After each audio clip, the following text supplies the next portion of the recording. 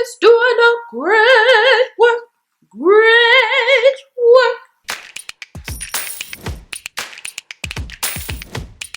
Hey guys, it's Fo and I'm back with another video. If you're interested in learning how to organize your money, then you're going to want to watch this video.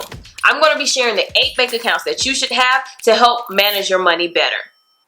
Now, I remember when I first started getting into money management and getting my financial life together, and one of the biggest, most novel things that I discovered is the benefit of having multiple bank accounts. I had always thought that you just need to have one checking account and a savings account, but let me tell you, you need more than those. So I'm going to share the 8 bank accounts that we have. Actually, we have more than 8, but I'm going to share the 8 basic bank accounts that you should have to help organize and manage your money a lot better.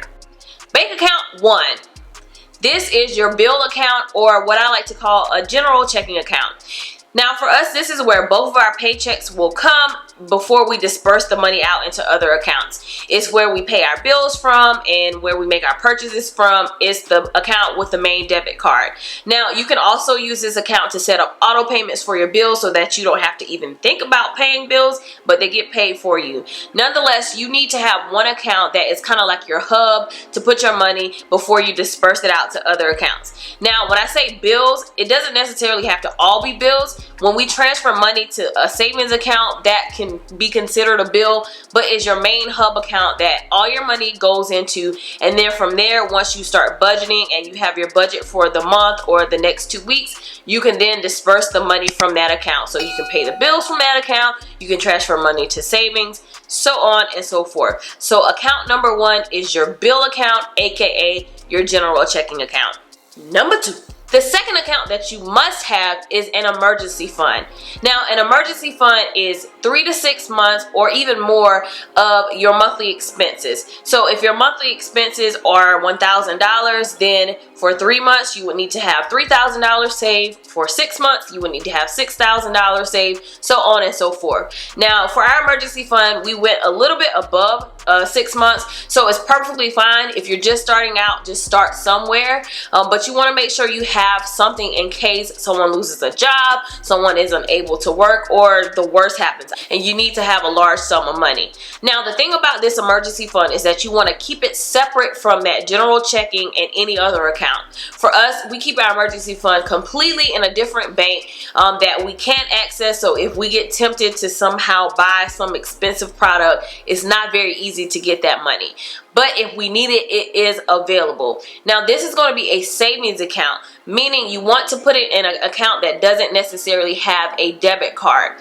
Now you want to also think about putting this in an online bank because you get the advantage of a higher percentage rate. So a higher annual percent yield, which means each year or each month, the bank will pay you for having your money in that account. So it's essentially free money. So you want to put that money away in a savings account, maybe online, but away from money that you will be able to access on a daily basis. Again, this is 3 to 6 months or more of your monthly expenses.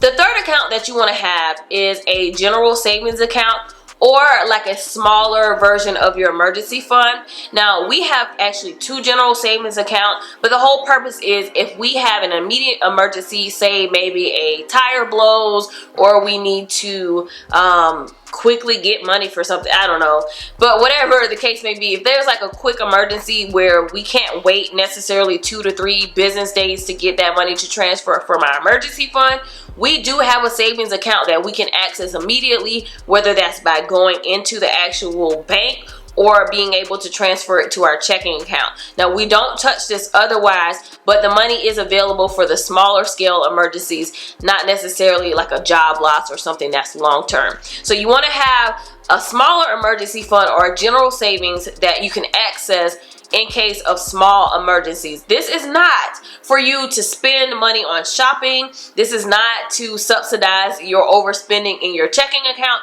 It is literally to have money set aside in case you really need it for an emergency very quickly. The fourth account is my favorite account. It is our travel account. So if you guys have followed me for a while, then you know my husband and I love to take trips. We take international trips every year, and the reason that we're able to do that is because we have a travel account. Now, we consider this travel account to be a sinking fund. Now, a sinking fund is just an account that you put money towards it every month with the intent of spending. So we have a separate account and a separate checking account that's dedicated to travel. We transfer money periodically into that account so that when we're ready to go on a vacation, the funds are already there. Now, the great thing about having a travel account is when we travel, we only use the debit card associated with that account. So we already know what our spending limit is. We have a card specifically for travel, so we can book our flights, we can book our hotel room, we can pay for our food, we can pay for any gifts that we want to buy, all with that debit card, and we don't have to worry about even carrying our other debit cards that we have. So having a travel account is super important if you want to start traveling and you want to be able to save money over time for those trips. That's how you can afford to take a vacation. Having an account that you periodically put money into, whether that's every 2 weeks or every month, so that you can save for those vacations well ahead of time. The fifth account that we have that I recommend is to have a home account. Now, even if you don't own a home just yet, if you're planning on owning a home or purchasing a home, it is great to have an account that you can put money aside to save for the down payment, or in our case, we use it to save for periodic repairs, upkeep, or other things that we have to put towards the house. So we have an account much like the travel fund. We put money in it every 2 weeks or every month. That way, when it comes time for us to pay for stuff like mulch in the springtime, the money is already there, or to pressure wash the house. Or an example, we painted our whole house this year and we just used the money that we had saved in our home account. So it's very important that you have money set aside, because things are going to happen as a homeowner, and if you're saving for a house, you want to be able to have the funds available. Now, in this case, it's a savings account for us because we don't access it all the time, but we can easily transfer that money into a checking account to use our debit card to pay for expenses. So I would definitely recommend having a home account. Even if you don't have a home just yet, but you plan to buy a home, save that money up so that you will have the funds available to take care of those expenses. The sixth account is a car account. Now, this is something that we newly opened, but we've always had funds that have been earmarked for car expenses. So technically, this account is maintained so that we can have money to pay for things like oil changes, new tires, any car repairs, if we want to get our cars painted perhaps, or when we want to buy a new car. That money is already set aside so that we have the funds available to make those purchases. It's just like the travel account, it's just like the home account. We put money in that account every 2 weeks or every month so that the money is there when we need to spend it. Everyone, if you have a vehicle, you should have a car account. You don't want to be blindsided when you have to have these expensive repairs. Have some money set aside. Even if it doesn't cover the whole cost of the repair, you will still have money set aside to help subsidize the overall cost of it. So definitely have a car account if you have a vehicle, or if you plan on buying a vehicle. It is a lifesaver, trust me. The seventh account that we have, which is also fairly new, is a kids account. So this is something that we talked about before we even got pregnant, but I wanted to have an account where we can start to save money for our nursery items, for other things like clothes that the baby may need, bottles, I don't know, toys, everything that a kid needs. We wanted to have an account specifically for that, and it was a way for us to track to see how much we're actually spending on our kids. So we have a savings account that we use specifically to save money for our soon-to-be baby that's coming, that will cover all the expenses and things that we need to buy before the baby gets here. And as our child grows, that money will be used to pay for things like camp, summer camp, maybe tutoring or school clothes.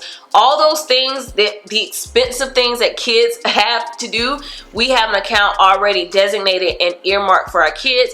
And if someone were to give us money towards our kids, we can always put that money in that account so that they have funds to pay for things that they want to do in the future. So if you have kids, or if you're trying to have kids, or if you plan on having kids, that's definitely an account that you want to consider having, so that you have funds available to pay for those very expensive expenses that come along with kids. And lastly, account number 8 is a Christmas account. So we all know Christmas comes every single year on the same date. So you want to go ahead and have money set aside to pay for those gifts throughout the year. So you can open an account and begin transferring money each month or every 2 weeks that you get paid, so that when December comes, or when Black Friday, or whenever you go shopping comes, you have money to pay for those gifts. So this is another example of a sinking fund, where you put money in with the intent of spending it. So we like to put our money away in a separate account for Christmas, so that when Christmas time comes, the money is already there.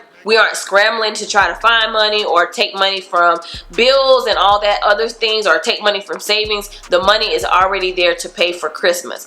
Now, if you're not too keen on having a Christmas account, definitely have an account that's designated for any other goal that you may have. You may be saving for a wedding, you may be saving for a big purchase, I don't know. Whatever it is, have an account designated for that specific goal, because it is a psychological fact. If you name what you are saving for, you are more likely to save for it. So make sure you have an account specific to whatever financial goal you have, or whatever thing that you are saving for.